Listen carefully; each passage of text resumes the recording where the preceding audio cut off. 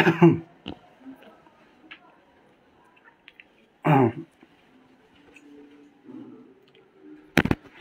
প্রিয় যোদ্ধারা, আসসালামু আলাইকুম। সবাইকে অনেক অনেক প্রীতি ও শুভেচ্ছা জানিয়ে আজকের এই ক্লাসটা শুরু করছি। তো তোমরা জয়েন করো, জয়েন করে একটু জানিয়ে দাও যে তুমি আসো, জয়েন করে একটু জানিয়ে দাও তুমি আসো, তোমার উপস্থিতি জানিয়ে দাও। আমরা আজকে পড়ব নৈতিকতা, মূল্যবোধ এবং সুশাসনের দ্বিতীয় ক্লাসটা। আমরা গত ক্লাসে আলোচনা করেছিলাম নৈতিকতা, মূল্যবোধ এবং সুশাসনের মধ্যে নৈতিকতার জিনিসটা কি, এটা নিয়ে বেসিক কিছু আলোচনা করেছি আমরা। তো তার আগে ক্লাসটা শুরু করার আগেই তোমাদেরকে সবাইকে জানাই নতুন বছরের শুভেচ্ছা, শুভ নববর্ষ, হ্যাপি নিউ ইয়ার। আমরা 2023 সালকে পেছনে ফেলে আসলাম। আমাদের যা কিছু অর্জন, যা কিছু ব্যর্থতা, সব কিছু আমরা ভুলে গিয়ে, বিশেষ করে ব্যর্থতাগুলো ভুলে গিয়ে আমরা সামনের যে বছরটাতে আমরা পা দিলাম, সেই বছরটাকে যেন আমরা ভালোভাবে ইউটিলাইজ করতে পারি। আমরা যেন এই বছরের যে সময়টা, প্রতিটা মুহূর্ত, প্রতিটা সেকেন্ডকে যেন আমরা মূল্যায়ন করতে পারি। কারণ টাইম ইজ মানি, একটা জিনিস মনে রাখবা, টাইম ইজ মানি। তুমি যদি জীবনে সময় নষ্ট করো তাহলে দেখবা এক সময় তোমার আফসোস হবে, পস্তাবা যে সময় গেলে সাধন হয় না, একটা কথা আছে না, যে সময় ফুরিয়ে যাবে, বাট তোমার কাছে মনে হবে যে কি করছি, কতই না ভুল করছি। তোমার যখন 30 বছর হয়ে যাবে চাকরির বয়স, দেখবা যে তোমার কাছে মনে হবে যে 5-6 বছর সময় পেলাম অনার্স মাস্টার্স পাশ করার পরে, অথচ এই 5-6 বছর সময়টা আমি হেলায় নষ্ট করলাম। যদি একটু সিরিয়াস হতাম, যদি একটু সচেতন হতাম, যদি একটু বুঝতাম, তাহলে কেউ যদি আমাকে একটু বলে দিত যে ভাই সময় নষ্ট করিস না, পড়াশোনা কর, আমার কতই না ভালো হতো, তখন উপলব্ধিটা তোমার চলে আসবে। বুঝতে পারছো? এই দেখো 35 নিয়ে যারা আন্দোলন করতেছে তাদের অবস্থাটা কি। তো তোমাদের যেন এরকম আন্দোলনে সামিল হতে না হয়। তোমাদের অনার্স মাস্টার শেষ করার পরে যে 4-5 বছর যে সময়টা থাকে, মূলত এখন তো সবাই সচেতন, হ্যাঁ, অনার্স 3rd ইয়ার 4th ইয়ারেই জবের প্রিপারেশন নেওয়া শুরু করে দেয়। সুতরাং এই যে 4-5 বছর সময় হাতে পাচ্ছ, এই সময়টাকে যদি প্রপার ইউটিলাইজ করো, যে কোনো চাকরির পরীক্ষায় তুমি টিকবা।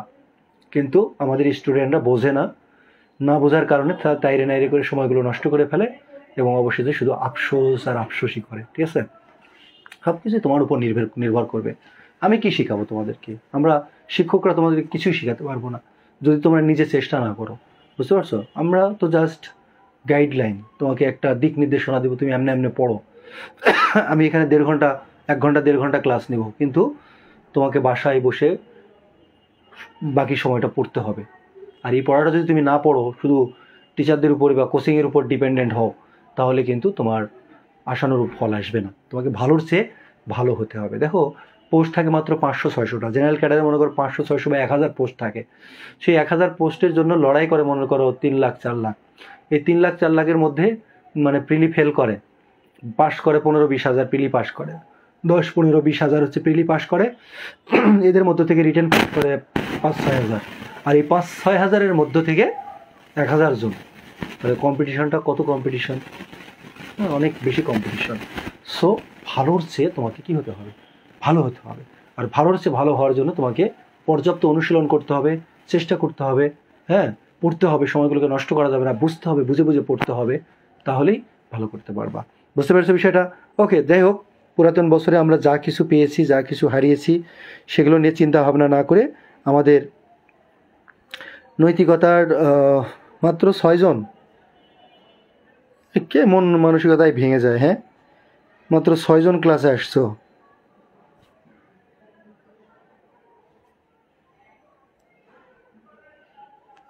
নৈতিকতার নিব, আরও 2টা ক্লাস নিব, অথবা 1টা ক্লাস নিব, হ্যাঁ।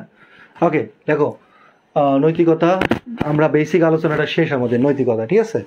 আর যেগুলো তথ্য দিব সেগুলো PDF এর মধ্যে থাকবে, আরও কিছু তথ্য যেগুলো সেগুলো PDF এর মধ্যে থাকবে, PDF থেকে পড়ে নিবা, ঠিক আছে, জাস্ট পড়ে নিবা, তাহলেই হবে।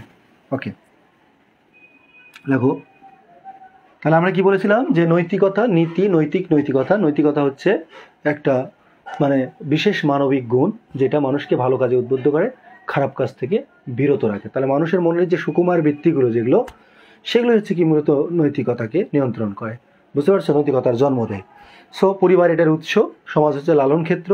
পারিবারিক শিক্ষা যাদের মধ্যে নেই তাদের মধ্যে নৈতিকতার অভাবগুলো থাকে। পরিবার থেকে তোমাকে যদি শেখায় যে ঘুষ খাওয়া ভালো না, সুদ খাওয়া ভালো না, মানুষের অন্যায় করা ভালো না, অন্যায়ভাবে কারো হক নষ্ট করা ভালো না, গীবত করা ভালো না, হ্যাঁ, কারো ক্ষতি করা ভালো না, মানুষের উপকার করবা, এই শিক্ষাগুলো যদি ছোট বাচ্চাকে যদি পরিবার থেকেই দেওয়া হয়, বড় হলেও কিন্তু তার ভিতরে এই চেতনাগুলো থাকে। মানুষ অনেক সময় পরিস্থিতির শিকার হয়ে অনেক কিছু করে, সেটা ভিন্ন কথা। বাট ম্যাক্সিমাম মানুষ যারা বেশি দুর্নীতিগ্রস্ত হয়ে পড়ে বা খারাপ কাজের সাথে জড়িত থাকে, তাদের পারিবারিক শিক্ষার অভাব, পারিবারিক ভদ্রতাবোধ, পারিবারিক সৌজন্যবোধ বা পারিবারিক শিক্ষা দীক্ষা না থাকার কারণে মূলত এই কাজগুলো হয়ে থাকে। ঠিক আছে? ওকে, আজকে হেডিং দাও মূল্যবোধ। মূল্যবোধ, ঠিক আছে? মূল্যবোধ। দেখো, এর ইংরেজি প্রতিশব্দ হচ্ছে ভ্যালুস।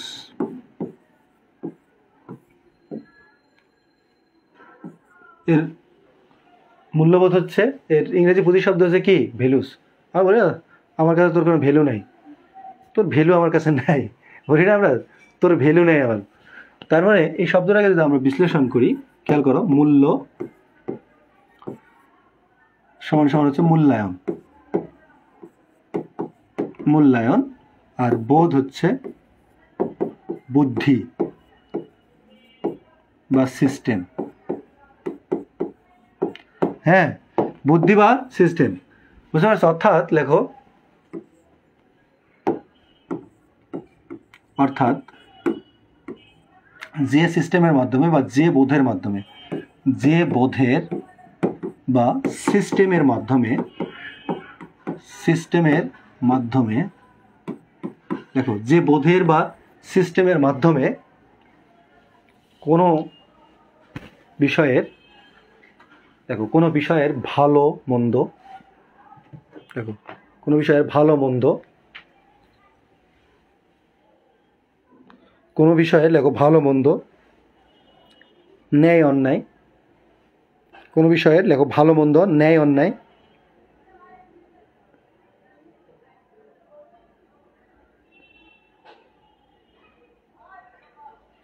হ্যাঁ, আসলে তোমরা তো মানে চোর গেলে বুদ্ধি বাড়ে একটা কথা আছে না, মানে এই যে এখনো যে সময় আছে,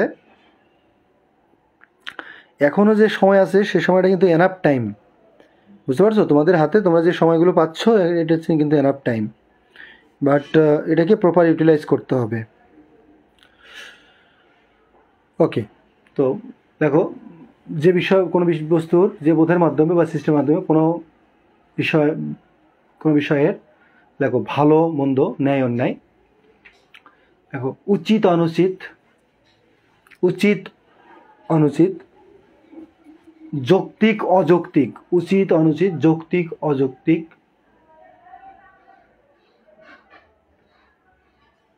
যৌক্তিক অযৌক্তিক, তারপরে কাঙ্ক্ষিত অনাকাঙ্ক্ষিত, কাঙ্ক্ষিত অনাকাঙ্ক্ষিত, কাঙ্ক্ষিত অনাকাঙ্ক্ষিত, লেখো, প্রভৃতি বিশ্লেষণ করা যায়, প্রভৃতি বিশ্লেষণ করা যায়, তাই মূল্যবোধ। প্রভৃতি কি করা যায় বলো তো? বিশ্লেষণ করা যায়, তাই হচ্ছে মূল্যবোধ। বুঝতে পারছো? তার মানে যে বোধের মাধ্যমে বা সিস্টেমের মাধ্যমে তোমার কোনো বস্তুর, কোনো বিষয়ের আর কি, ন্যায় অন্যায়, ভালো মন্দ, ঠিক বেঠিক, উচিত অনুচিত, তারপর হচ্ছে তোমার কাঙ্ক্ষিত অনাকাঙ্ক্ষিত প্রভৃতি বিষয় বিশ্লেষণ করা যায়, তাই হচ্ছে কি বলতো? তাই হচ্ছে তোমার মূল্যবোধ। বুঝতে পারছো বিষয়টা? তার মানে দেখো, এই যে মূল্যবোধের যে এখানে বিষয়টা, সেটা হচ্ছে কিন্তু তোমার বিচার বিশ্লেষণের দরকার আছে, অবজারভেশনের দরকার আছে। হুট করে কিন্তু কাউকে তুমি মূল্যায়ন করতে পারবে না, তাকে দেখবা, হ্যাঁ, তার কোনটা ঠিক কোনটা বেঠিক বা তার আচরণ তোমাকে আগে পর্যবেক্ষণ করতে হবে, তারপরে তুমি একটা সিদ্ধান্ত দিতে পারো যে এই লোকটা ভালো, এই লোকটা খারাপ। বুঝতে পারছো? মূল্যবোধ শব্দটা সবসময় পজিটিভ শব্দ, বুঝতে পারবো? অর্থাৎ সঠিক মূল্যবোধ শব্দটা একটা পজিটিভ ওয়ার্ড। বুঝতে পারছো বিষয়টা? মূল্যবোধের অবক্ষয় হয় না, বলো না, মূল্যবোধের অবক্ষয় হয়েছে, সঠিক মূল্যবোধ নেই। আজকে ইফটিজিং হচ্ছে কেন? মূল্যবোধ নেই। আজকে খাদ্যে ভেজাল দিচ্ছে কেন? মূল্যবোধের অভাব হয়েছে এখানে। আজকে তোমার দুর্নীতি হচ্ছে কেন? মূল্যবোধের অভাব। আজকে তোমার সুদ, ঘুষ, রাহাজানি বা ইপটিজিং, শিশু পাচার, অন্যান্য যে সামাজিক যে ব্যাধিগুলো আছে যেগুলো মাদকাসক্ত কেন হচ্ছে? মূল্যবোধের অভাব। ঠিক আছে, মানুষ ভেজাল দ্রব্য খাদ্যে ভেজাল মিশাচ্ছে কেন? মূল্যবোধের অভাব। ঠিক আছে, মূলত পলিটিক্যালি যে আজকে খারাপ কালচার, হ্যাঁ, এটা কেন? এটা মূল্যবোধের অভাব, রাজনৈতিক মূল্যবোধের অভাব। সো মূল্যবোধটা হচ্ছে, এটা একদিনে গড়ে ওঠে না, এটা ধীরে ধীরে ধীরে ধীরে এটা কি হয়? গড়ে ওঠে। বুঝতে পেরেছি এটা? সুতরাং এটা একটা যুক্তিতর্কের বিষয় রয়েছে, এখানে পর্যবেক্ষণের বিষয় রয়েছে। সুতরাং এটা একটা দার্শনিক বিষয়। আমরা যেমন নৈতিকতাকে বলেছি কি মানসিক বিষয়, আর মূল্যবোধটা হচ্ছে তোমার দার্শনিক বিষয়। অর্থাৎ মানুষ যে বোধের মাধ্যমে, অন্তর্নিহিত যে বোধের মাধ্যমে, তার ভিতরে গড়ে ওঠা যে বোধের মাধ্যমে কোনটা ঠিক কোনটা বেঠিক, কোনটা ভালো কোনটা মন্দ, কোনটা উচিত কোনটা অনুচিত, কোনটা কাঙ্ক্ষিত কোনটা অনাকাঙ্ক্ষিত, কোনটা যৌক্তিক কোনটা অযৌক্তিক, এই বিষয়গুলো যখন বুঝতে পারে তখন তাকে বলা হয় মূল্যবোধ। বুঝতে পারছো? কথা কি ক্লিয়ার? বুঝতে পারো? সহজে বুঝো। আর তাহলে নৈতিকতা এবং মূল্যবোধের মধ্যে পার্থক্য কি? নৈতিকতা হচ্ছে মানসিক বিষয়, আর মূল্যবোধ হচ্ছে তোমার একটা দার্শনিক বিষয়। ঠিক আছে, ওকে। তাহলে মূল্যবোধ দার্শনিক বিষয়। আমরা তাহলে মূল্যবোধের সংজ্ঞাটা দেখলাম। আমরা কিছু নীতিবিদ যারা, সমাজবিজ্ঞানী নীতিবিদ যারা মূল্যবোধের সংজ্ঞা দিয়েছেন, কয়েকটা গুরুত্বপূর্ণ আমরা সংজ্ঞা একটু লিখে ফেলি। হ্যাঁ, দেখো M.W. পামফ্রের মতে, M.W. দেখো পামফ্রে, দেখো M.W. পামফ্রের মতে দেখো মূল্যবোধ হলো ব্যক্তি বা সামাজিক দলের, দেখো মূল্যবোধ হলো ব্যক্তি বা সামাজিক দলের, ব্যক্তি বা সামাজিক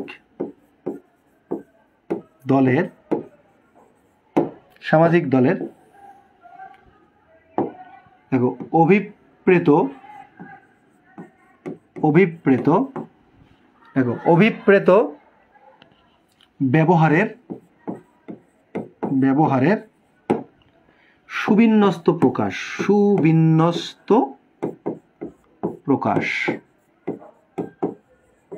বুঝতে পারছো? এটা কে বললো? এটা হচ্ছে M.W. পামফ্রে বললো। মতে তোমার মূল্যবোধ হলো ব্যক্তি বা সামাজিক দলের অভিপ্রেত ব্যবহারের সুবিন্যস্ত প্রকাশ। তাহলে দেখো ব্যক্তি বা সামাজিক দলের, অর্থাৎ সামাজিক কোনো গোষ্ঠীর, সামাজিক মানে যারা বসবাস করে যারা সমাজে, অভিপ্রেত ব্যবহারের, অভিপ্রেত শব্দের অর্থ কি? যেটা মানুষ প্রত্যাশা করে। মানে এটা অভিপ্রেত বিষয়, মানে এটা মানুষ, জনগণ, সমাজ এটাকে প্রত্যাশা করে। তো অভিপ্রেত ব্যবহারের সুবিন্যস্ত প্রকাশ, এবং সেটা সুন্দরভাবে প্রকাশভঙ্গি যেটা, এটার নামই হচ্ছে তোমার কি? মূল্যবোধ। বুঝতে পারছো? তাহলে মূল্যবোধ হলো ব্যক্তি বা সামাজিক দলের অভিপ্রেত ব্যবহারের সুবিন্যস্ত প্রকাশটাই হচ্ছে মূল্যবোধ। বুঝতে পারছো বিষয়টা? ওকে, তাহলে মূল্যবোধের বিষয়টা দেখো, একটা জিনিস খেয়াল করো। আজ থেকে, ওয়ালাইকুম আসসালাম তুহিন মোল্লা, আজকে থেকে চিন্তা করো, আমরা যদি ফেরত যাই 80-র দশকে, 70-80-র দশকে যখন আমরা যাব, তখন দেখবা যে এরকম কিছু প্যান্ট ছিল। হ্যাঁ, দেখবা এরকম কিছু প্যান্ট ছিল, ঠিক আছে? পুরুষরা বিশেষ করে এরকম ফুল প্যান্ট পরতো। দেখবো যে এরকম এখানে চিপা, আর এই পাশে এরকম হাতির পায়ের মতো। আব্বার প্যান্ট ছিল, আমি পরতাম। হ্যাঁ, আব্বার এরকম প্যান্ট ছিল। তো দেখো তখনকার যে মানুষের পোশাক আশাক, যে বেশভূষার যে একটা মূল্যবোধটা, সেটা কি ছিল?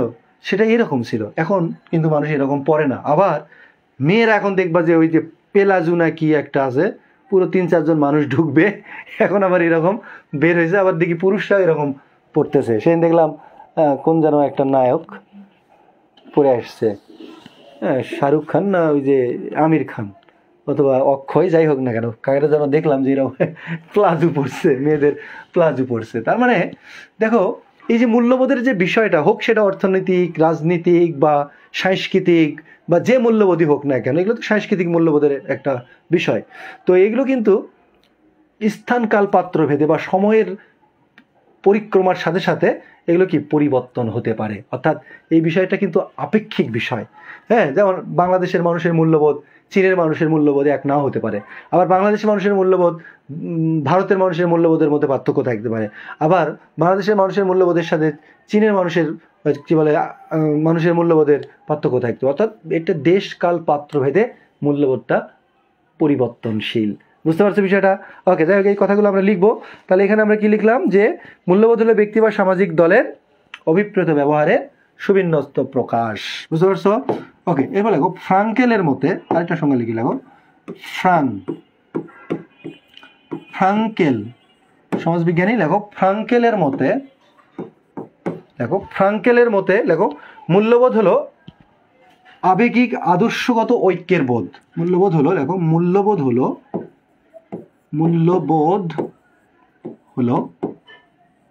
আবেগিক আদর্শগত ঐক্যের বোধ।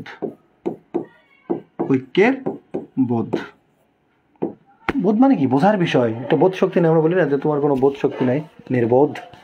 ঠিক আছে, বুঝতে পারছো? তাহলে মূল্যবোধ হলো, এটা কি বলছি? এটা ফ্রাঙ্কেলের মধ্যে মূল্যবোধ হলো আবেগিক আদর্শগত ঐক্যের বোধ। আবেগিক আদর্শগত, অবশ্যই আমাদের যে কোনো এই যে ব্যবহার বা যেটাই হোক না কেন, আবেগ থেকেই তো আসে, তাই না? তো আবেগিক আদর্শগত ঐক্যের একটা বোধই হচ্ছে তোমার মূল্যবোধ। এই কথাটা কে বলছে? এই কথাটা বলছে হচ্ছে তোমার ফ্রাঙ্কেল। ঠিক আছে, আমরা আরও কিছু সংজ্ঞা তোমাদের ইয়াতে থাকবে, তোমাদের শীটের মধ্যে আরও কিছু সংজ্ঞা থাকবে, তোমরা সংজ্ঞাগুলো দেখে নিবা। এক কথায়, মানুষ যে বোধের মাধ্যমে ভালো মন্দের যে বিষয়গুলো এগুলো বুঝতে পারে, হ্যাঁ, কোনটা ভালো কোনটা মন্দ, কোনটা কাঙ্ক্ষিত কোনটা অনাকাঙ্ক্ষিত, কোনটা প্রযোজ্য কোনটা অপ্রযোজ্য, কোনটা করণীয় কোনটা বর্জনীয়, এই বিষয়গুলো যে মানুষ বুঝতে পারে, এটার নামই হচ্ছে তোমার মূল্যবোধ। বুঝতে পারছো? সংজ্ঞাটা বুঝতে পারছো? ক্লিয়ার? ওকে, তার মানে তাহলে মূল্যবোধ কি? লেখো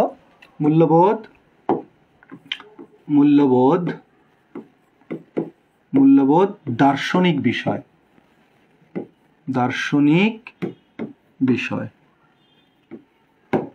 মূল্যবোধ কি? দার্শনিক বিষয়। এরপর লেখো মূল্যবোধ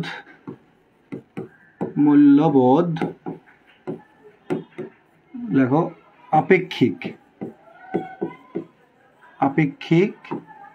বা পরিবর্তনশীল।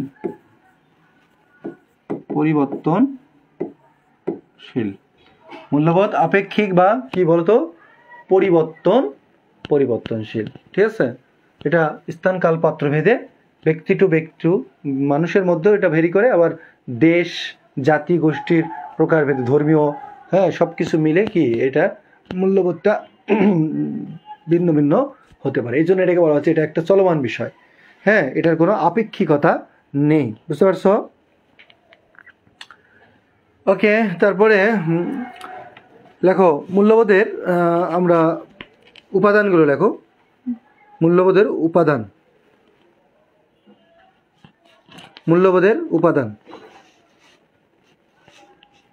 লেখো। মূল্যবোধের উপাদানগুলো লেখো। নীতি ও ঔচিত্যবোধ। মূল্যবোধের উপাদানগুলো লেখো। মূল্যবোধের উপাদান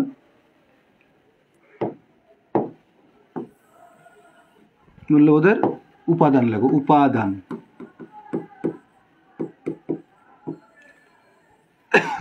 লেখো। মূল্যবোধের উপাদান লেখো। নীতি ও ঔচিত্যবোধ। দেখো মূল্যবোধের উপাদান লেখো। নীতি ও ঔচিত্যবোধ। তারপরে লেখো সহনশীলতা।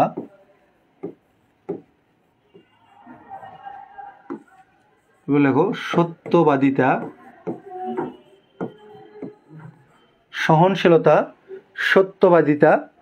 এরপর লেখো সাম্য।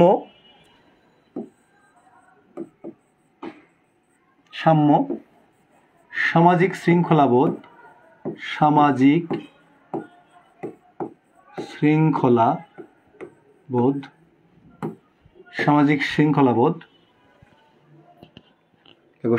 শৃঙ্খলাবোধ। এরপর লেখো শ্রমের মর্যাদা।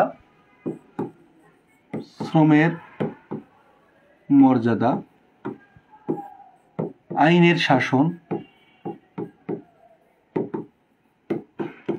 আইনের শাসন লেখো, শ্রমের মর্যাদা, আইনের শাসন। এরপর লেখো নাগরিক সচেতনতা, নাগরিক সচেতনতা, নাগরিক সচেতনতা ও লেখো কর্তব্যবোধ ও কর্তব্যবোধ, সচেতনতা, কর্তব্যবোধ। এরপর লেখো লেখো তোমার সরকার ও রাষ্ট্রের জনকল্যাণমুখিতা, সরকার ও রাষ্ট্রের জনকল্যাণমুখিতা। বুঝতে পারছো? এগুলো হচ্ছে কি মূল্যবোধের উপাদান। বুঝতে পারছো? এগুলো হচ্ছে কি মূল্যবোধের উপাদান। বুঝতে পারছো?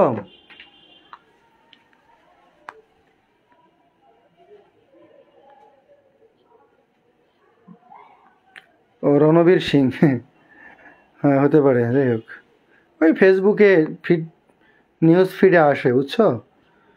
আসলে এগুলো তো আর দেখি না, দেখার টাইম কই, ফেসবুকের নিউজ ফিডে আসে।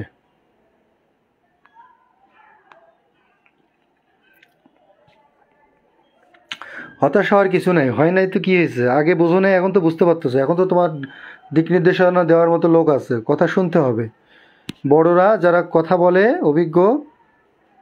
হ্যাঁ, উপাদান এই 10টাই মূলত উপাদান আর কি। হ্যাঁ, মোট উপাদান 10টা।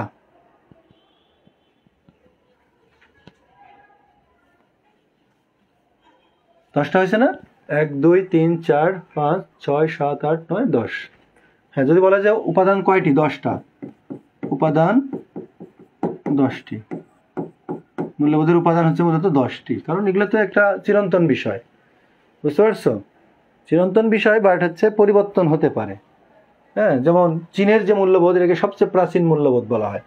ওকে, এবার লেখো উৎস, লেখো মূল্যবোধের উৎস। উৎস লেখো, মূল্যবোধের উৎস লেখো, মূল্যবোধের উৎস লেখো। এক লেখো পরিবার, এরপর লেখো শিক্ষা প্রতিষ্ঠান, শিক্ষা প্রতিষ্ঠান,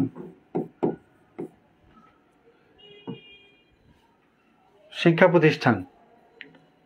ঠিক আছে, মূল্যবোধের উৎসগুলো লেখো পরিবার, শিক্ষা প্রতিষ্ঠান। এরপর লেখো সাংস্কৃতিক সংগঠন, সাংস্কৃতিক সংগঠন। ঠিক আছে, সাংস্কৃতিক সংগঠন। ওকে, এরপর লেখো সভা সমিতি, সভা সমিতি। ওকে, সভা সমিতি। সাংস্কৃতিক সংগঠন যেমন সিনেমা, নাটক, এগুলো কিন্তু আমাদের সংস্কৃতি, তাই না? তো সংস্কৃতির মধ্যে দেখো, যখন একটা সিনেমা হয়, তখন এর একটা মোরাল দিক থাকে, যে কিছু একটা সামাজিক অসঙ্গতিকে তুলে ধরে এখানে কি করা হয়, সিনেমাটা বানানো হয়, যাতে ওই মেসেজটা দেওয়া হয়, মানুষ সচেতন হয় বা সমাজ পরিবর্তন হয়। বুঝতে পারছো? কিন্তু এখনকার যে সিনেমার, বাংলাদেশের সিনেমার যে অবস্থা, ঠিক আছে, মূল্যবোধের বাড়া কি কথা, মূল্যবোধের আরও অবক্ষয় হচ্ছে। ঠিক আছে, মূল্যবোধ বাড়া তো দূরের কথা, হ্যাঁ, ডিগবাজি মার্কারা নায়ক, বাংলাদেশের নায়ক হচ্ছে সব ডিগবাজি একটা দেখছো না, ডিগবাজি মার্কা নায়ক। মানুষের মানে লজ্জা শরম, মানে মানুষের একটু লজ্জা লাগে না? ধরো একটা জিনিস যদি ডিগবাজিতে হয়, ওটা ডিগবাজি, ডিগবাজি ইয়া করে এইভাবে, হ্যাঁ, হাইডার মতো দিতে হবে ডিগবাজি। তো এই ডিগবাজি না, ছোটোবেলায় যে বাচ্চারা যে ডিগবাজি খেলে, সেই ডিগবাজি দিয়ে সেটা নিয়ে তোমার ইয়ে করে, মানে মানে একটি লজ্জাও লাগে নাকি এগুলা, মানে আমারই তো লজ্জা লাগে এগুলা দেখে, নিজেই লজ্জিত হই আর কি। ঠিক আছে, তো এদের লজ্জা শরম বলতে কিচ্ছু নেই।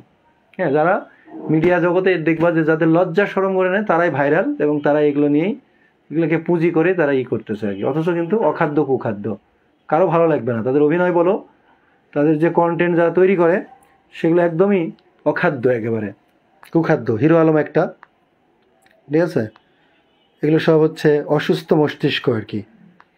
হ্যাঁ, সমাজের মননশীলতা এরা নষ্ট করে, সমাজের যে একটা মানুষের যে মননশীলতা, এটা নষ্ট করে। আর এই ফেসবুকের কল্যাণে, ইউটিউবের কল্যাণে এরা এই ডলার কামাচ্ছে, বাট আসলে বাস্তবিক পক্ষে এরা সমাজ অবক্ষয়ের জন্য এরা দায়ী। এরা কোনো মোটিভেশন না। অনেক সময় মনে হবে যে না, হিরো আলম হচ্ছে মোটিভেশন, চানাচুর ব্যবসা, ডিশের ব্যবসা থেকে এখানে চলে আসছে, এটাকে অনেকের কাছে মনে হবে যেটা একটা অনুপ্রেরণার উৎস, বাট সে কিন্তু সমাজের জন্য একটা মানে ধ্বংসাত্মক প্রাণী। সমাজের মূল্যবোধের অবক্ষয়ের জন্য সে একটা ধ্বংসাত্মক প্রাণী, বুঝতে পারছো? কিন্তু অনেক মানুষই মনে করবে যে হ্যাঁ মোটিভেশন এত ছোট থেকে আসছে, ছোট মন মানসিকতা, ন্যারো, এই জন্য নির্লজ্জ, মানে খারাপ কন্টেন্ট, মানে তোমার যত প্রকারে আজে বাজে যেগুলো এক অখাদ্য কুখাদ্য গান গায়, মনে করো যে সেগুলোর কোনো নাই। এই কারণেই তারা আজকে এত ভাইরাল। যাই হোক, আমরা সমাজটা এখন ধীরে ধীরে দেখবা যে নষ্টদের দখলে চলে যাচ্ছে, বা নষ্টদের দখলে চলে যাবে। হ্যাঁ, আরও ওয়েট করো, আস্তে আস্তে সমাজটা এই নষ্টদের দখলেই চলে যাবে। তারাই লিড করবে সব জায়গায়। আর যারা মননশীল, রুচিশীল, তারা আস্তে আস্তে তলে পড়ে যাবে। কারণ মানুষ চাই হচ্ছে ঠুনকো, অসুস্থ বিনোদনই বেশি মানুষ পছন্দ করে, বুঝতে পারছো? ওকে, তাহলে সভা সমিতি, হ্যাঁ, তারপরে সামাজিক সংগঠন, লেখো সামাজিক সংঘ, এগুলো কিন্তু মূল্যবোধের তৈরি করে। বন্ধু বান্ধব, একটা কথা আছে না, সৎসঙ্গে সর্বনাশ, সৎসঙ্গে স্বর্গবাস, অসৎসঙ্গে সর্বনাশ, কথা আছে না? তো এরকমই যে বন্ধুর সাথে মিশলে একটা ভালো বন্ধু দেখবে যে সঠিক মূল্যবোধের বিষয়গুলো তোমাকে শেখাবে, আর খারাপ বন্ধুর সাথে মিশলে সে খারাপ বিষয়গুলোর দিকে তোমাকে ধাবিত করবে। সুতরাং এটাও একটা মূল্যবোধের বিষয়, ঠিক আছে? এরপর লেখো ধর্মীয় প্রতিষ্ঠান, ধর্মীয় অনুশাসন বা ধর্মীয় প্রতিষ্ঠান, সেটা মসজিদ, মন্দির, প্যাগোডা, গির্জা, যেটাই হোক না কেন, প্রত্যেকটা ধর্মে হচ্ছে নৈতিকতা শিক্ষা দেয়, মূল্যবোধের শিক্ষা দেয়, ঠিক আছে? ওকে, এগুলো হচ্ছে তোমার কি, এগুলো হচ্ছে মেইন মানে উৎসগুলো, বুঝতে পারছো? ওকে, এবার লেখো প্রকারভেদ। মূল্যবোধকে অনেকে অনেকভাবে প্রকারভেদ করেছে, তবে মূল্যবোধের সংখ্যা কিন্তু হাতে গোনা, খুব বেশি না। মানুষের চিন্তা চেতনা অনেক বেশি, চিন্তা ভাবনা অনেক বেশি, বাট মূল্যবোধ হচ্ছে হাতে গোনা কয়েকটি মাত্র, ঠিক আছে? প্রকারভেদ লেখো, প্রকারভেদ, মূল্যবোধের প্রকারভেদ।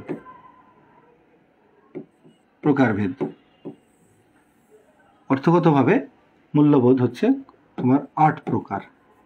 কয় প্রকার বলো তো? 8 প্রকার। লেখো সামাজিক মূল্যবোধ। আমরা তার সংজ্ঞাগুলো লিখবো, অর্থাৎ সমাজের গ্রহণীয়, বর্জনীয় এমন কিছু আচরণের ভিত্তিতে যে মূল্যবোধটা মানে গড়ে ওঠে, হ্যাঁ, প্রকাশ পায়, বহিঃপ্রকাশ ঘটে, সেটা হচ্ছে সামাজিক মূল্যবোধ বলে। সামাজিক মূল্যবোধ যেমন উদাহরণ লেখো, যেমন হচ্ছে তোমার সত্যবাদিতা, ন্যায়নিষ্ঠতা, যেটা নৈতিক মূল্যবোধের মধ্যেও পড়ে আর কি, ন্যায়নিষ্ঠতা, সামাজিক শৃঙ্খলাবোধ,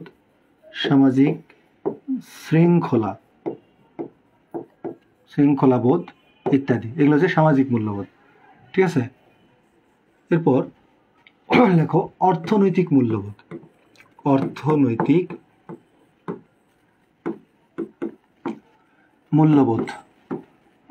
মূল্যবোধ, ঠিক আছে? যেমন তোমার অর্থনৈতিক মূল্যবোধ, লেনদেনে স্বচ্ছতা, ওজনে কম না দেওয়া, সঠিক ওজন দেওয়া আর কি, সঠিক মাপ দেওয়া, ওজনে কম না দেওয়া, ঠিক আছে? তারপরে খাদ্যে ভেজাল না দেওয়া,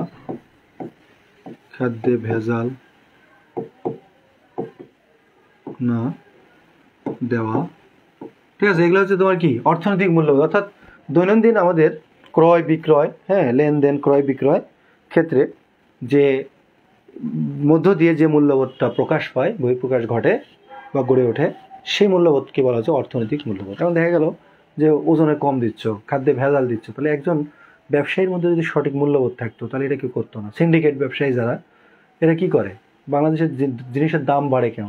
এই যে দেখো বাংলাদেশের ম্যাক্সিমামই মন্ত্রী মিনিস্টার এদের বড় বড় ব্যবসায়ী, যত মিল্ক কারখানা, যত প্রকার তেল বলো, বিভিন্ন ধরনের যে দ্রব্যমূল্য, নিত্য প্রয়োজনীয় যে দ্রব্যমূল্যগুলো, এগুলো সব এর মালিকেরা। তো এরাই মূলত দাম বাড়ায় দেয়, সিন্ডিকেট করে এরাই দাম বাড়ায় দেয়, এরাই নিয়ন্ত্রণ করতে পারে না, এরাই রক্ষক হয়ে এরাই ভক্ষক। বুঝতে পারছো বিষয়টা? এভাবে তারা দাম বাড়িয়ে মানুষের কাছ থেকে একটা মোটা অঙ্ক হাতিয়ে নেয় অল্প সময়ের জন্য। দেখবো কয়েকদিন আগে কাঁচামরিচ হলো, কাঁচামরিচ তো আর তোমার করা যায় না, এটা তখন একটা ক্রাইসিস ছিল।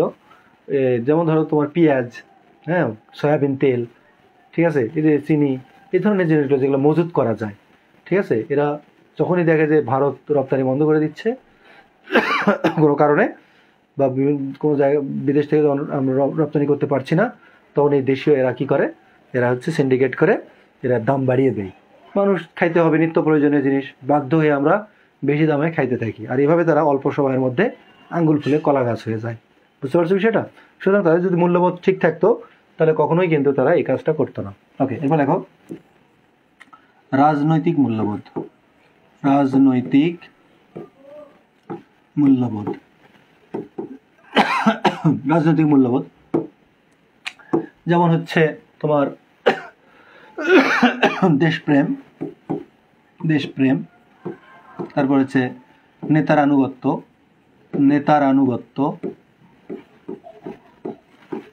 দেশপ্রেম, নেতার আনুগত্য, তারপরে হচ্ছে তোমার রাজনৈতিক সহনশীলতা,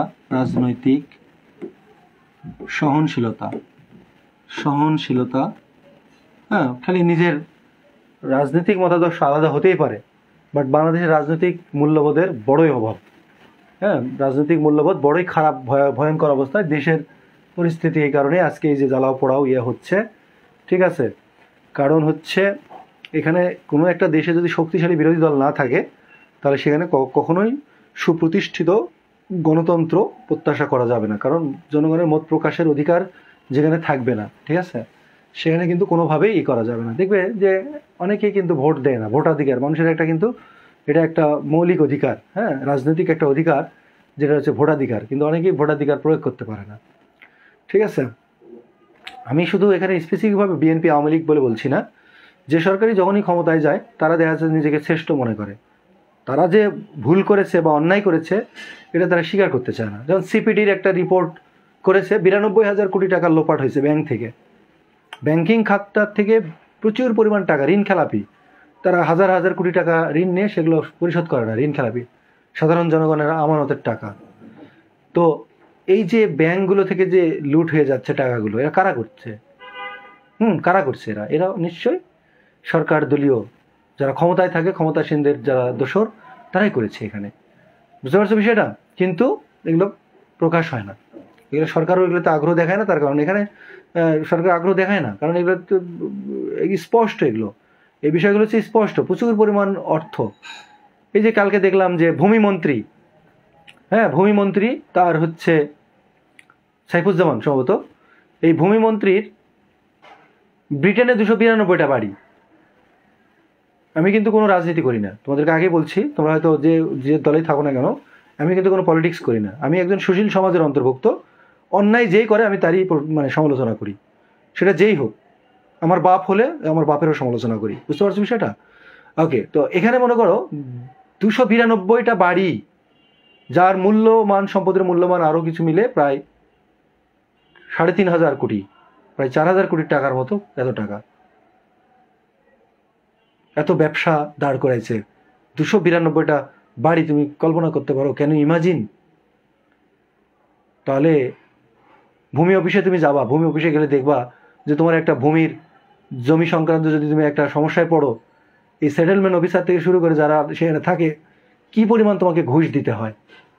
আমি চাক্ষুষ প্রমাণ, আমার বাপের জমিতে, আব্বা জমি নিয়ে সমস্যা হয়েছিল, সেখানে আমার আব্বাকে দেখছি যে 4-5 লাখ টাকা ঘুষ দিতে বাধ্য হয়ে তাকে দিতে হয়েছে, না হলে জমিগুলো হয়ে যায়, প্রতিপক্ষরা দেয়া আছে সেটা করবে, বাধ্য হয়ে সেখানে তাকে টাকা দিতে হয়েছে।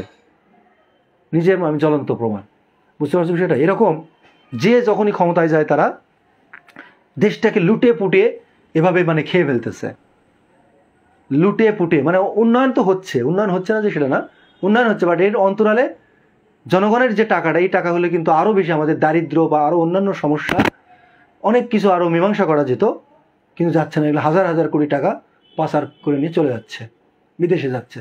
প্রত্যেকটা মন্ত্রী মিনিস্টারের এমপির দেখবা যে বিদেশে বাড়ি গাড়ি সব আছে, বাড়ি আছে একাধিক, শুধু একটা দুজন, একাধিক। যাই হোক, বেশি বললে চাকরি থাকবে না। ওকে, এরপর লেখো তাহলে এগুলো হচ্ছে কি রাজনৈতিক মূল্যবোধ। এরপর লেখো সাংস্কৃতিক মূল্যবোধ। সাংস্কৃতিক মূল্যবোধ, সাংস্কৃতিক মূল্যবোধ তার মানে সাংস্কৃতিক পরিমণ্ডলের যে মূল্যবোধের প্রকাশ ঘটে সেটাই সাংস্কৃতিক মূল্যবোধ। যেমন অপসংস্কৃতি পরিহার, লেখো অপসংস্কৃতি বর্জন, সংস্কৃতি বর্জন, অপসংস্কৃতি বর্জন। তারপরে হচ্ছে তোমার অপসংস্কৃতি বর্জন, তারপরে হচ্ছে অশ্লীলতা পরিহার, অশ্লীলতা পরিহার, ঠিক আছে। অর্থাৎ বিদেশি সংস্কৃতি এগুলো ধারণ না করা, নিজস্ব সংস্কৃতির লালন, এগুলো হচ্ছে মূল্যবোধের বিষয়, ঠিক আছে। ওকে, এটা হচ্ছে সাংস্কৃতিক মূল্যবোধ, অর্থাৎ যে বোধের মাধ্যমে মানুষের এই সাংস্কৃতিক অঙ্গনের অর্থাৎ নিজস্ব সংস্কৃতির ধারণ করে, লালন করে এগুলো, এবং বিদেশি সংস্কৃতিকে পরিহার করে, এই ধরনের মূল্যবোধটাকে বলা হচ্ছে তোমার কি সাংস্কৃতিক মূল্যবোধ। বুঝতে পারছো? ওকে, এরপর লেখো ধর্মীয় মূল্যবোধ। দেখো ধর্মীয় মূল্যবোধ, ধর্মীয় মূল্যবোধ, মূল্যবোধ।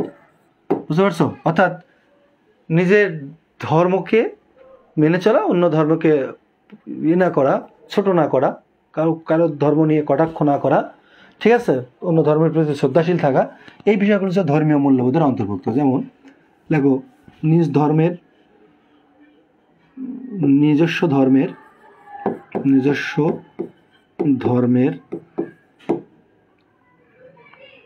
অনুসরণের পাশাপাশি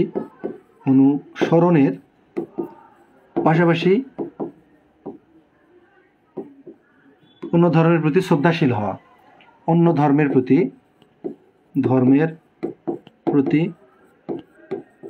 শ্রদ্ধাশীল হওয়া,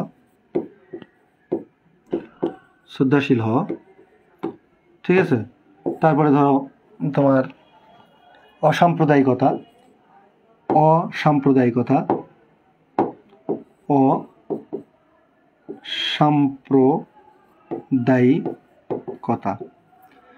সাম্প্রদায়িকতা হচ্ছে যে বিষয়টা হচ্ছে নিজের সম্প্রদায়ের প্রতি তো মানুষের একটা সম্মান ভালোবাসা তো থাকবেই, এটা থাকুক কোনো সমস্যা নাই, কিন্তু অন্য ধর্মের প্রতি বা অন্য তারা যে পালন করতেছে, মুসলমানরা নামাজ পড়ে, এখন একজন হিন্দু ভাই বলছে আরে নামাজ পড়তেছে কি করে, বোগাস, কার সামনে নামাজ পড়তেছে, ধরো একটা খারাপ মন্তব্য করলো, এটা সে ঠিক করলো না। আবার হিন্দুরা যে পূজা অর্চনা করতেছে, এখন একজন মুসলিম ভাই দেখা গেল যে তাদেরকে কি মাটির মূর্তি টুর্তিকে এগুলোকে পূজা করতেছে, ইয়ে করতেছে, তাদের সামনে প্রকাশ্যে এগুলো তুলে ধরে তাদেরকে কষ্ট দিচ্ছে। কারণ প্রত্যেকেই যে যেটা পালন করে সেটা তার নিজস্ব ব্যক্তিগত ব্যাপার এবং ধরো ধর্মীয় ব্যাপার, এবং এই ধর্মীয় ব্যাপারটা কিন্তু তুমি একদিনে পরিবর্তন করতে পারবে না। তুমি যদি এখন যে বলো যে আমার ইসলাম ধর্ম শ্রেষ্ঠ, তুমি ফিরে আসো, তুমি ইসলাম ধর্মে আসো, তো তার তো বাপদাদার ধর্ম, ছোটবেলা থেকে জন্মগ্রহণের পর থেকে সে পূজা করতেছে, ছোটবেলা থেকে সে জন্মগ্রহণের পর থেকে নামাজ পড়তেছে, তুমি ইচ্ছা করলে তাকে হিন্দু বানাতে পারবে না, বা ইচ্ছা করলে তুমি তবে হ্যাঁ, প্রচার প্রসার করার অধিকার সবারই রয়েছে, কারণ এটা সাংবিধানিকভাবেও স্বীকৃত যে তোমার ধর্মের তুমি প্রসার করো, কোনো সমস্যা নেই। কিন্তু দেখা যাচ্ছে অন্য ধর্মকে কটাক্ষ করবা, তাদেরকে ছোট করবা, তুচ্ছ তাচ্ছিল্য করবা, এটা ঠিক না। এটা যেমন মূল্যবোধের একটা অবক্ষয়, কোনো ধর্ম এটাকে সমর্থন করে না, প্লাস এটা মূল্যবোধের একটা মানে চরম একটা অবক্ষয়। আর এই কারণে আজকে আমাদের সামাজিকভাবে দেখা যাচ্ছে, বিশেষ করে যে জায়গাগুলোতে সংখ্যালঘুরা থাকে, হ্যাঁ, যেমন বাংলাদেশে হিন্দুরা সংখ্যালঘু, ভারতে মুসলমানরা সংখ্যালঘু, এই দিকে সংখ্যালঘু মানুষের উপর অত্যাচার, নির্যাতন বিভিন্নভাবে এই জিনিসগুলো অনেকে এগুলো করে থাকে। বুঝতে পারছো বিষয়টা? ওকে, তাহলে সুতরাং এই যে অসাম্প্রদায়িক যে চেতনা বা নিজ ধর্মের চর্চার পাশাপাশি অন্য ধর্মের প্রতি শ্রদ্ধাশীল আচরণ করা, এগুলো কিন্তু মূল্যবোধের বিষয়। যদি কারোর ভিতরে যদি এই ধর্মীয় মূল্যবোধটা যদি থাকে, হ্যাঁ, এই মূল্যবোধ যদি থাকে, তাহলে কেউ কিন্তু অন্য ধর্মের প্রতি কখনোই কিন্তু কটাক্ষ করবে না বা তাদেরকে অশ্রদ্ধা করে কোনো কথা বলবে না। ঠিক আছে, ওকে। তাহলে এটা গেল হচ্ছে ধর্মীয় মূল্যবোধ। এরপর লেখো তোমার দেখো গণতান্ত্রিক মূল্যবোধ, খুবই গুরুত্বপূর্ণ একটা মূল্যবোধ। দেখো গণতান্ত্রিক বা ডেমোক্রেটিক ভ্যালুস আর কি, গণতান্ত্রিক মূল্যবোধ। এগুলো উদাহরণ আসতে পারে যে নিজের মূল্যবোধটি কোন ধরনের মূল্যবোধ। এটা মূল্যবোধ শিক্ষার দরকার আছে কি নাই? হ্যাঁ, শিক্ষার মাধ্যমে মূল্যবোধ কি হয়? জাগ্রত হয়, তাই না? মূল্যবোধ বাড়ে। এরকম একটা প্রশ্ন আসে না এরকম, যে মূল্যবোধ শিক্ষার দরকার আছে কি নাই? মূল্যবোধ অবশ্যই শিক্ষার দরকার আছে।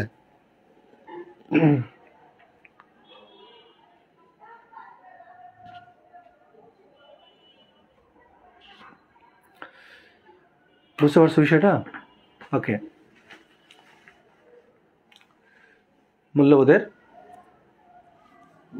গণতান্ত্রিক মূল্যবোধ। তাহলে গণতান্ত্রিক কর্মকাণ্ডের মধ্য দিয়ে যে মূল্যবোধের প্রকাশ ঘটে, ধরো গণতন্ত্রের যেমন ধরো মত প্রকাশের স্বাধীনতা, হ্যাঁ, তারপরে তোমার হচ্ছে অংশগ্রহণ, বিভিন্ন রাষ্ট্রীয় কাজে জনগণের অংশগ্রহণ, পার্টিসিপেশন, এই জিনিসগুলো যদি না থাকে তাহলে এখানে গণতান্ত্রিক মূল্যবোধ থাকতেছে না। গণতান্ত্রিক কি? মত প্রকাশের অধীনতা। আমি একটা মতামত স্বাধীন। এখন যদি আমি প্রধানমন্ত্রীর সমালোচনা করি, ফর এক্সাম্পল, প্রধানমন্ত্রী অন্যায় করতে পারে না, সে তো ফেরেস্তা না, শাসন করতে গেলে তো ভুল ভ্রান্তি হবে। এখন দেখা গেল যে আমাকে ডিজিটাল সিকিউরিটি অ্যাক্টের অধীনে আমাকে দেখা যাচ্ছে গ্রেপ্তার করে আমাকে, তাহলে এটা কি হইলো? এটা অন্যায় করা হচ্ছে, কারণ মূল্যবোধ নাই এখানে।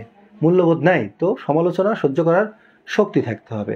বিশেষ করে যে রাষ্ট্রগুলো কল্যাণ রাষ্ট্র বা যে রাষ্ট্রগুলো তোমার যেখানে সুশাসন কায়েম রয়েছে, সেই রাষ্ট্রগুলোতে দেখবা যে জনগণ কিন্তু প্রধানমন্ত্রী পর্যন্ত সমালোচনা করতে পারে। আমরা দেখি সুইডেন, সুইজারল্যান্ড, বড় বড় এই যে নরওয়ে, যে দেশগুলো আছে, দেখবো যে এখানে কিন্তু অত দুর্নীতি নাই। হ্যাঁ, সবাই কিন্তু এখানে সুখ সূচক, বিভিন্ন ধরনের সূচকের দিকে তাকিয়ে দেখবো যে তারা খুব হ্যাপি, তারা প্রথম সারিতে রয়েছে। তারা দুর্নীতি যে একদম নেই তা না, পৃথিবীতে এমন কোনো দেশ পাবা না যেখানে দুর্নীতি নেই, কম আর বেশি। এখন একটা দেশে যদি তোমার 90% যদি দুর্নীতি হয়, তাহলে সেই দেশটাতে আর কি থাকলো? সেই দেশটাতে আর কি থাকলো? আর যদি তোমার দুর্নীতি হয়, তো ঠিক আছে 2-3% আছে, কারণ মানুষ তো আর ফেরেস্তা না, ভুল ভ্রান্তি হবে, এখানে খারাপ মানে ভালো থাকবে কিছু, কিন্তু সেটা একেবারে নগণ্য হাতে 2-3%। বুঝতে পারছো বিষয়টা? তো সেই দিক থেকে বিচারে আমরা খুবই দুর্নীতিগ্রস্ত একটা দেশ, আমাদের সব সেক্টরে। হ্যাঁ, বাংলাদেশের সব সেক্টরের দুর্নীতিতে ছড়াছড়ি, কিন্তু তারপরেও আমরা টিকে আছি, বেঁচে আছি আমাদের অর্থনীতি। হ্যাঁ, তারপরেও আমরা কিন্তু টিকে আছি আমাদের কিছু ইয়ের জন্য। দেশ আমাদের খাদ্য উৎপাদনে আমরা অনেকটাই এগিয়ে গেছি, সবজি, খাদ্য, হ্যাঁ, ধান উৎপাদনে, তারপরে মাছ উৎপাদনে, কৃষিতে আমরা অনেক ডেভেলপ করেছি, সরকার অনেক উন্নয়ন করেছে, যোগাযোগ অবকাঠামো থেকে শুরু করে। উন্নয়ন যে হয় না তা নয়, উন্নয়ন হয়েছে, বাট এর তলে তলে কিন্তু তোমার প্রচুর পরিমাণে দুর্নীতি হয়েছে, এখনো হচ্ছে, এবং ভবিষ্যতে হবে। যে সরকারি ক্ষমতায় আসুক না কেন, দুর্নীতি থেকে কেউ মুক্তি পাবে না। এবং এর আগে আমরা বিএনপির সময় দেখেছি যে বিএনপি 5 বার দুর্নীতিতে চ্যাম্পিয়ন হয়েছে। দুর্নীতির ধারণা সূচকে বাংলাদেশ পরপর মানে 5 বার চ্যাম্পিয়ন হচ্ছে, সবচেয়ে দুর্নীতিগ্রস্ত দেশের তালিকায় ছিল এই সময়ও কিন্তু। বুঝতে পারছো সেটা? যে খাম্বা তারেক বলে না, তারেক জিয়া, সে কি ভালো লোক? সে তো দুর্নীতিবাজ একটা লোক। বুঝতে পারছো বিষয়টা? বিএনপির লোকজন কি ভালো? অনেক। এখানে আওয়ামী লীগ বিএনপি বলে কথা নয়, শাসক যেই হোক না কেন, জনগণের কল্যাণের কথা চিন্তা করতে হবে। কারণ আজকে এই যে অবকাঠামোগুলোই হচ্ছে না কেন, এটা আপনার আমার টাকা, এটা সরকারের নিজস্ব কোনো টাকা নয়, সরকারের এটা প্রোডাকশন করে না টাকা। এই টাকাগুলো কোত্থেকে আসে? আমাদের ট্যাক্স, ভ্যাট, আমরা ট্যাক্স দেই, ভ্যাট দেই, কারণ সরকারের সবচেয়ে বেশি রাজস্ব আয় হয় হচ্ছে এই ট্যাক্স থেকে, ভ্যাট থেকে, ভ্যালু অ্যাডেড ট্যাক্স। আর এই ভ্যাট দেখবা যে প্রতি বছর যে একটা বাজেট ঘোষণা করা হয়, এই বাজেটে কিছু ব্যয় থাকে, হ্যাঁ, উন্নয়নমূলক ব্যয়, হ্যাঁ, তারপর development budget, revenue budget, development budget, কোন খাতে অ্যানুয়াল ডেভেলপমেন্ট প্রোগ্রামের জন্য দেখবা যে একটা বরাদ্দ থাকে, রাস্তাঘাট, ইমারত, তার বিভিন্ন ধরনের অবকাঠামো নির্মাণের জন্য থাকে। আবার বিদেশ থেকে ঋণ নেওয়া হয়, এই ঋণ নিয়ে এই ঋণটা কে শোধ করে? সরকারই শোধ করে। কোন টাকা দিয়ে শোধ করে? হ্যাঁ, সরকার টাকা কই পায়? আমরা যে টাকা দেই, ট্যাক্স, ভ্যাট, হ্যাঁ, তারপরে সরকারের বিভিন্ন উৎস থেকে যে ইনকামগুলো আসে, হ্যাঁ, এই টাকাগুলো দিয়ে কি হয়? ঋণ পরিশোধ করা হয়। কারণ বর্তমানে আমাদের মাথাপিছু ঋণের পরিমাণ প্রায় 17,000 বা 18,000 টাকার মতো, পার হেড আমাদের 18,000 টাকার মতো মাথাপিছু হচ্ছে ঋণ। বুঝতে পারছো সেটা? যাই হোক, তাহলে গণতান্ত্রিক মূল্যবোধের মধ্যে লেখো মানে পরমত সহিষ্ণুতা লেখো, পরমত সহিষ্ণুতা, সহিষ্ণুতা, পরমত সহিষ্ণুতা। এরপর লেখো পরমত সহিষ্ণুতা। এরপর লেখো সহনশীলতা, মত প্রকাশের স্বাধীনতা, মত প্রকাশের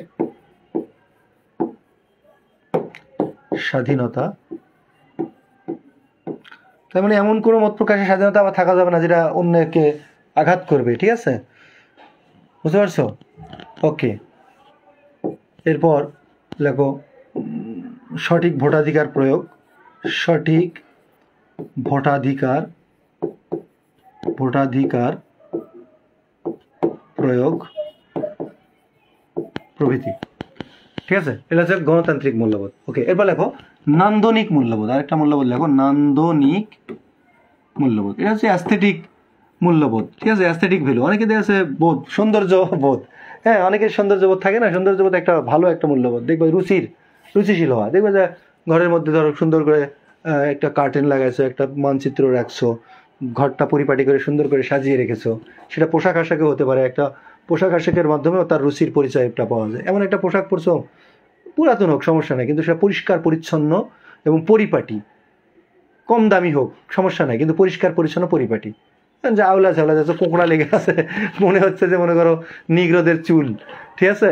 এরকম কোঁকড়া মোকড়া হয়ে আছে, এরকম একটা পোশাক পরে তুমি ভাইবা পড়ে গেছো মনে করো, অথবা চলাফেরা করতেছো একটা ভালো একটা অনুষ্ঠানে বা প্রোগ্রামে গেছো, তাহলে কি হলো না? এটা তো একটা সৌন্দর্যবোধের অভাব তোমার।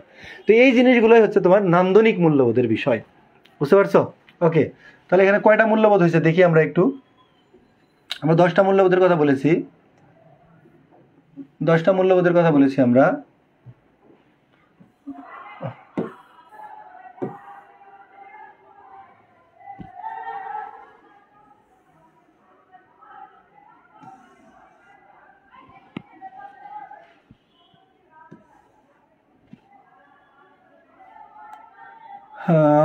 এক, 2, 3, 4, 5, 6, 7টা হয়েছে, তাই না? 7টা হয়েছে। আরেকটা মূল্যবোধ কি? সামাজিক মূল্যবোধ। আরেকটা মূল্যবোধ আমরা লিখতে পারি আধ্যাত্মিক মূল্যবোধ। আধ্যাত্মিক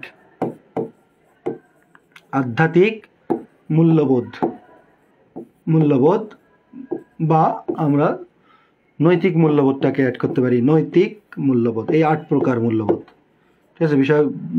বিষয়গতভাবে মূল্যবোধ। বুঝতে পারছো? তো আধ্যাত্মিক মূল্যবোধ হচ্ছে সুপার ন্যাচারাল কিছু বিষয় রয়েছে। হ্যাঁ, সুপার ন্যাচারাল আধ্যাত্মিক বিষয়, অর্থাৎ আত্মার সাথে রিলেটেড এমন কিছু বিষয়, হ্যাঁ, যে বিষয়গুলো হচ্ছে আধ্যাত্মিক মূল্যবোধের মানে বিষয়। আধ্যাত্মিক বিষয়টা তো তোমরা বোঝোই, এটা হচ্ছে সৃষ্টিকর্তা বা সৃষ্টি তত্ত্ব নিয়ে যারা মনে করো তোমরা ধ্যান করে, বা ওই সংক্রান্ত যে বিষয়গুলো। অনেকে বিয়ে শাদী করে না, হ্যাঁ, দেখা গেল যে স্রষ্টার প্রেমে মশগুল হওয়ার কারণে বিয়ে শাদী করে না, তাহলে এটা তার মূল্যবোধ, আধ্যাত্মিক মূল্যবোধ।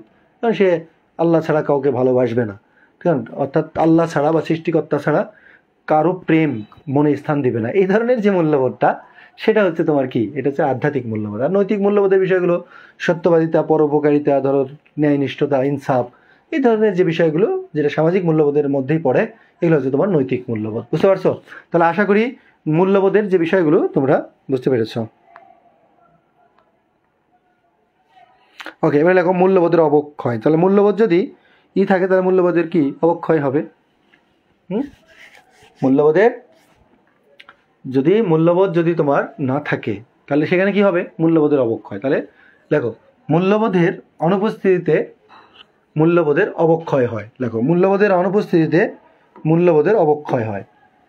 ওকে, মূল্যবোধের অনুপস্থিতিতে লেখো মূল্যবোধের অবক্ষয় হয়। ওকে, মূল্যবোধের অনুপস্থিতিতে কি হয়? মূল্যবোধের অবক্ষয় হয়। অবক্ষয়গুলো আমরা লিখবো। 1 নম্বর লেখো দুর্নীতি। দেখো মূল্যবোধের সবচেয়ে বড় অবক্ষয় হলো দুর্নীতি। বাংলাদেশের মূল্যবোধের সবচেয়ে বড় অবক্ষয় হচ্ছে কি? দুর্নীতি। সবচেয়ে বড় অবক্ষয় হচ্ছে কি বলতো? দুর্নীতি। ঠিক আছে? দুর্নীতি উন্নয়নের পথে সবচেয়ে বড় বাধা। হ্যাঁ, অর্থনৈতিক উন্নয়নের লেখো অর্থনৈতিক উন্নয়নের সবচেয়ে বড় বাধা। সবচেয়ে বড় বাধা, বড় বাধা হচ্ছে দুর্নীতি। বুঝতে পারছো? সবচেয়ে বড় বাধা কোনটা বলো তো? সবচেয়ে বড় বাধা হচ্ছে দুর্নীতি। ওকে, দেখো দুর্নীতি, স্বচ্ছতা, স্বচ্ছতা জবাবদিহিতা নিয়ে কাজ করে। লেখো টিআই, স্বচ্ছতা জবাবদিহিতা নিয়ে কাজ করে যে আন্তর্জাতিক প্রতিষ্ঠান, তার নাম লেখো TI, transparency international. Transparency international, transparency international. এটা হচ্ছে জার্মানির বার্লিন ভিত্তিক। জার্মানির কোন দেশ ভিত্তিক? জার্মানির বার্লিন ভিত্তিক সংস্থা, বার্লিন ভিত্তিক। পরীক্ষা আসবে যে টিআইবি, টিআই কোন দেশ ভিত্তিক? জার্মানি। আর বাংলাদেশ, এটার নাম হচ্ছে টিআইবি, ট্রান্সপারেন্সি ইন্টারন্যাশনাল বাংলাদেশ। ঠিক আছে? টিআইবি হচ্ছে ট্রান্সপারেন্সি ইন্টারন্যাশনাল বাংলাদেশ। ওকে, দেখো দুর্নীতি দমনের জন্য সরকার, দেখো দুর্নীতি দমনের জন্য সরকার 2004 সালে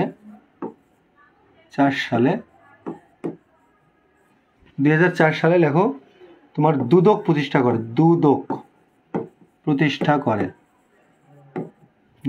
করে কত সালে? 2004 সালে দুদক প্রতিষ্ঠা করে। দেখো দুদক হচ্ছে একটা স্বায়ত্তশাসিত প্রতিষ্ঠান। স্বায়ত্ত মানে হচ্ছে স্বায়ত্ত, হ্যাঁ, শাসিত প্রতিষ্ঠান। দুদক কি বলতো? দুদক হচ্ছে একটা স্বায়ত্তশাসিত প্রতিষ্ঠান। বুঝতে পারছো? দুদক হচ্ছে একটা স্বায়ত্তশাসিত প্রতিষ্ঠান। কোন ধরনের প্রতিষ্ঠান? পরীক্ষায় আসবে স্বায়ত্তশাসিত প্রতিষ্ঠান। ওকে, তাহলে দুর্নীতি হচ্ছে সবচেয়ে বড় অন্তরায় এবং সবচেয়ে বড় অবক্ষয় হচ্ছে কি? দুর্নীতি। বুঝতে পারছো?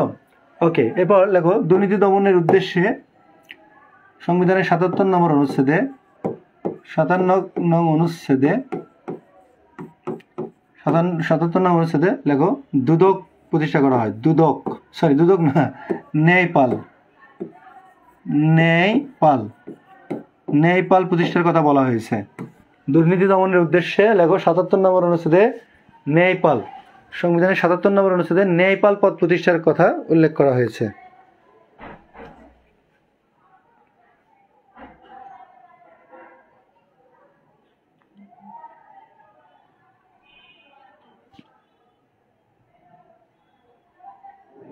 মাত্র 5 জন ক্লাস করতেছো।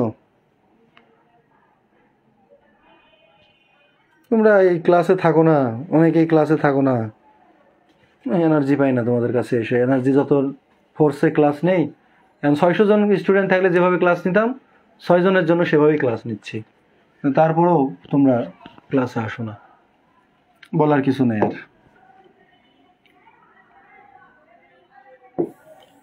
যাই হোক, বুঝতে পারছো? ওকে, এরপর লেখো যৌতুক লেখো, ডাউরি। ঠিক আছে? যৌতুক হচ্ছে, এটাও একটা সামাজিক একটা ব্যাধি। ঠিক আছে? এখনকার সিস্টেম, যৌতুকের কারণে কিন্তু অনেক ভায়োলেশন হয়, সংসার ভেঙে যায়। হ্যাঁ, যৌতুক এখন তো প্রচ্ছন্ন যৌতুক।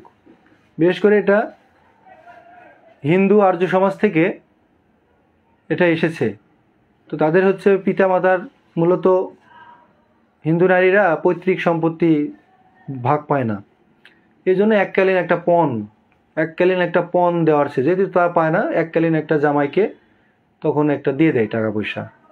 হ্যাঁ, তো সেই থেকে এটা এখন ছড়িয়ে পড়েছে, সব হিন্দু মুসলিম সব পরিবারেই এটা ছড়িয়ে পড়েছে যৌতুকটা। এবং এটা এতটাই মহামারী যে ভদ্র শিক্ষিত সমাজেও কিন্তু এই জিনিসটা আছে। কিভাবে? এটা ইনডিরেক্টলি।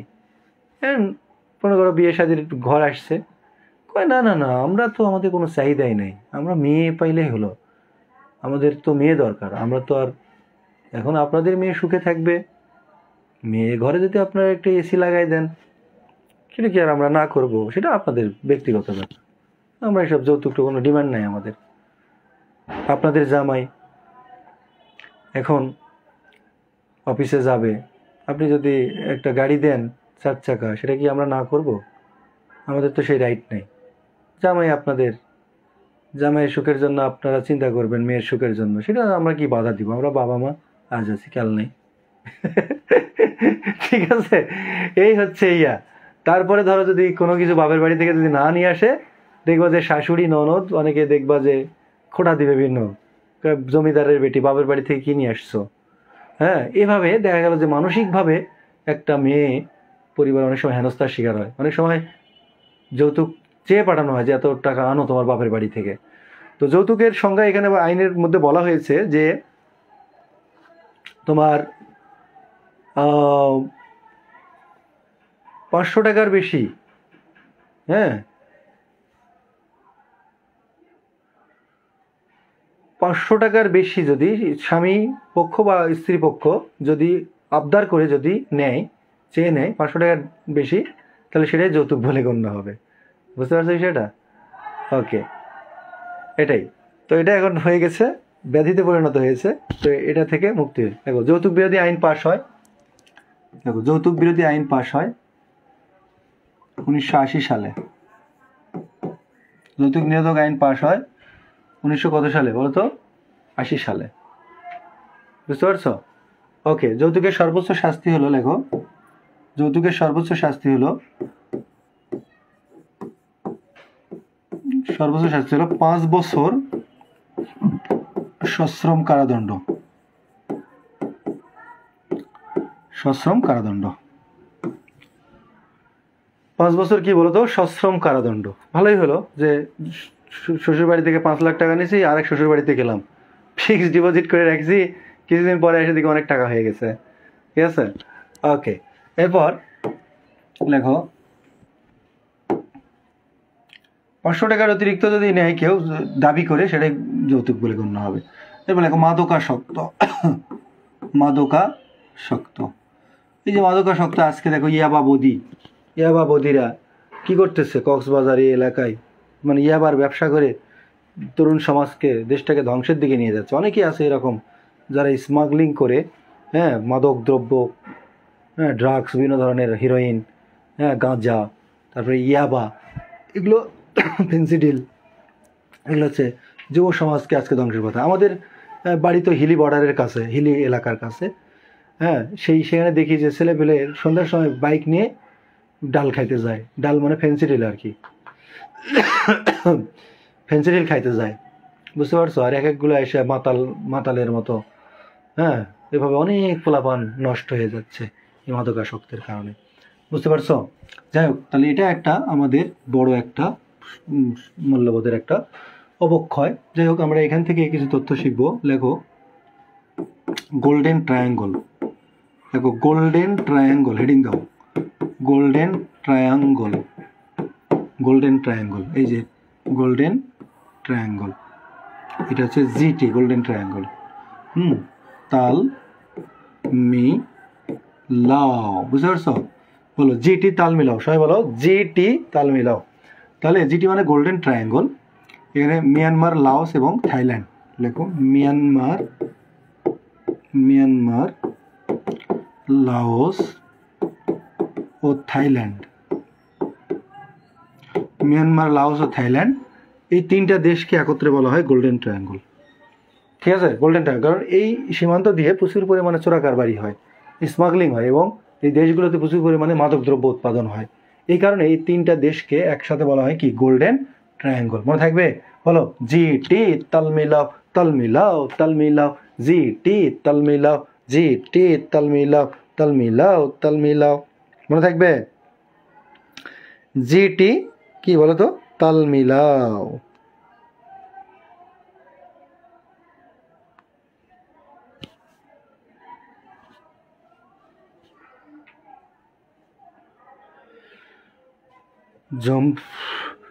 যখন থামবে কোলাহল, ঘুমিয়ে নিঝুম চারিদিক, আকাশের উজ্জ্বল তারাটা। ওকে, এরপর লেখো জিসি, মানে লেখো গোল্ডেন ক্রিসেন্ট। হেডিং দাও গোল্ডেন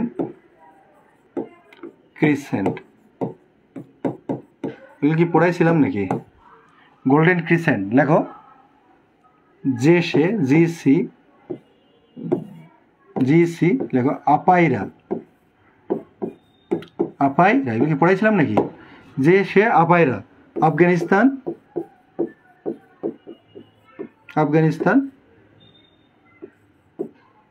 পাকিস্তান এবং ইরান। এরকম মূলত দেশগুলো এই জায়গায় এরকম। হ্যাঁ, আফগানিস্তান, পাকিস্তান এবং ইরান, এই তিনটা দেশ দেখতে এরকম অর্ধচন্দ্রের মতো। হ্যাঁ, অর্ধচন্দ্রের মতো। এই জন্য এটাকে বলে গোল্ডেন ক্রিসেন্ট। তার মানে এই দেশগুলোতে প্রচুর পরিমাণে মাদক দ্রব্য, পপি উৎপাদন হয়। ইরান, ঠিক আছে?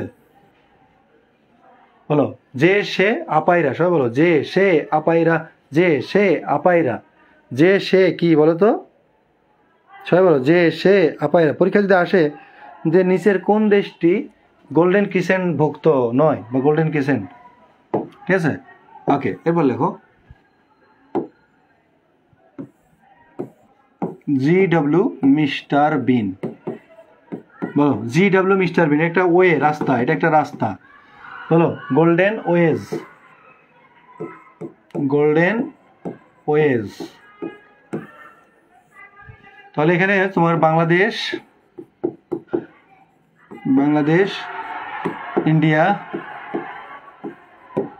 নেপাল, বাংলাদেশ, ইন্ডিয়া, নেপাল, এই তিনটি দেশকে একত্রে বলা হয় তোমার গোল্ডেন ওয়েজ। বলো গোল্ডেন ওয়েজ। GW কি বলো তো, মিস্টার বিন, বুঝতে পারছো? বলো GW মিস্টার বিন, GW মিস্টার বিন, GW মিস্টার বিন। সবাই বলো যে টে তাল মিলাও। ও এগুলা পড়াইছিলাম। ও আচ্ছা আচ্ছা, বুঝলে গেছো। যাই হোক, রিভাইজ হয়ে গেল আবার। ওকে, এগুলো হচ্ছে তোমার হচ্ছে এটার সাথে রিলেটেড আর কি। হ্যাঁ, মাদক দ্রব্য পাচার হয় এই অঞ্চল দিয়ে হয়, বুঝতে পারছো? এবার লেখো ইপটিজিং। আমরা উল্লেখ করে রাখি কয়েকটা। হ্যাঁ, লেখো কোনটা মূল্যবোধের অবক্ষয়, এরকম প্রশ্ন আসতে পারে।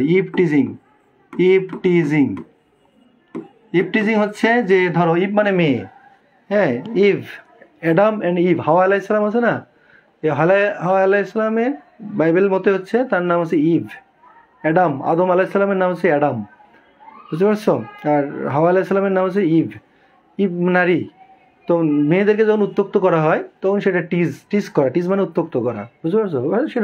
সে রাস্তা দিয়ে চলতেছে, একটা অশ্লীল অঙ্গভঙ্গি করলো, অথবা তাকে দেখে শীষ দিল, বা তাকে দিকে গান গাইতেছে, বা তার দিকে ফেল করে তাকায় রয়েছে, এগুলো হচ্ছে ইপটিজিং, বুঝতে পারছো? অথবা তাকে বিভিন্নভাবে টাচ করার চেষ্টা করতেছে, এগুলো হচ্ছে কি বলতো, ইপটিজিং। মূল কথা হচ্ছে যে ইপটিজিংয়ের সংজ্ঞায় বলা হয়েছে, আইনের সংজ্ঞায় বলা হয়েছে যে তোমার কোনো ব্যক্তি, কোনো পুরুষ যদি কোনো নারীর দিকে 5 সেকেন্ডের বেশি যদি এক নজরে তাকায় থাকে, যদি মনে করো 5 সেকেন্ডের বেশি তার দিকে তাকায়, ধরো একটা স্টেশনে, বাস ঘাটে, বিভিন্ন জায়গায় বাসে মেয়েরা থাকে না, এখন মেয়েটা বসে আছে, তুমি চোখাচোখি বসছো বা এই জায়গায়, এখন যদি সুন্দর হয়, অ্যাট্রাকটিভ যদি হয়, এখন দেখা যাচ্ছে তুমি খালি বারবার তাকাই দিচ্ছ, এরকম করে তাকাই আছো, এটা তার জন্য ইরিটেটিং। হ্যাঁ, কারণ আমরা যখন কারো দিকে আন্দাজে যদি তাকাই থাকবো, সেটা পুরুষ হোক বা নারী হোক, যদি ফেল করে তোমরা আমার দিকে তাকায় আছো, কোনো সমস্যা নেই, কিন্তু তোমাদের টিচার এবং তোমার সাথে আমার আই কন্ট্যাক্ট দরকার আছে।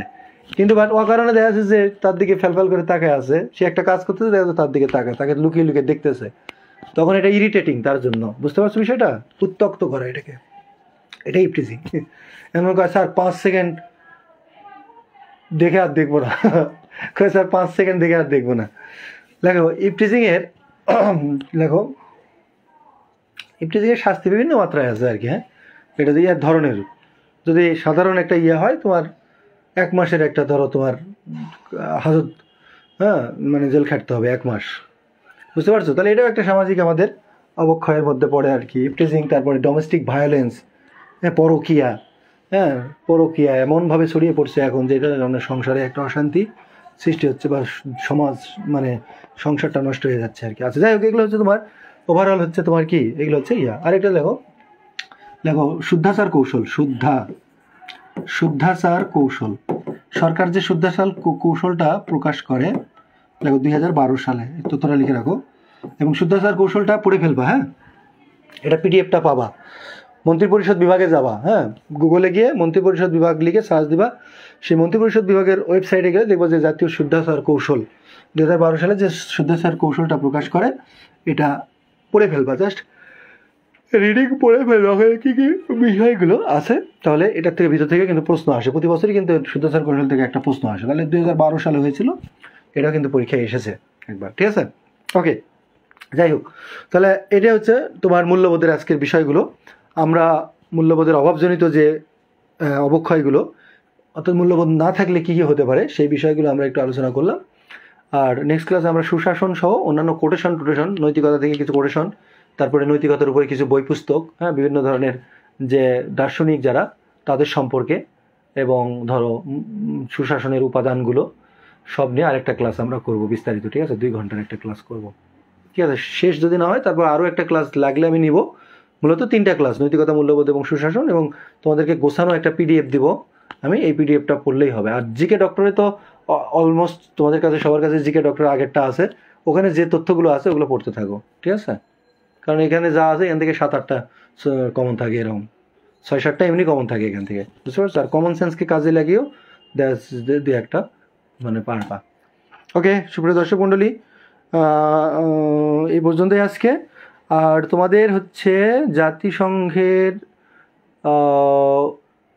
উপরে তো ক্লাস টেস্টটা নিয়েছি, এবার অর্থনৈতিক প্রতিষ্ঠানের উপরে পরবর্তী ক্লাস টেস্ট, ঠিক আছে? পরবর্তী ক্লাস টেস্ট অর্থনৈতিক প্রতিষ্ঠানের উপরে, এটা বৃহস্পতিবারে নিব, ঠিক আছে? বৃহস্পতিবারে অর্থনৈতিক প্রতিষ্ঠানাদি এবং অন্যান্য যত সংগঠন আছে সেই সংগঠনের উপরে 20টা বা 30টা, হ্যাঁ, 20টা বা 30টা প্রশ্নের উপরে আরেকটা পরীক্ষা হবে, ঠিক আছে? ক্লাস টেস্ট আন্তর্জাতিক বিষয়াবলীর। এটা যারা উপস্থিত আছো মনে রাখো, এবং যারা তোমাদের সাথে কন্ট্যাক্টে আছে তাদেরকে বলে দিও, ঠিক আছে? ওকে, তো ভালো থাকো, আবার দেখা হবে, হ্যাঁ? আল্লাহ হাফিজ। পড়তে থাকো, সময় কিন্তু একদম নষ্ট করো না। ওকে, আল্লাহ হাফিজ।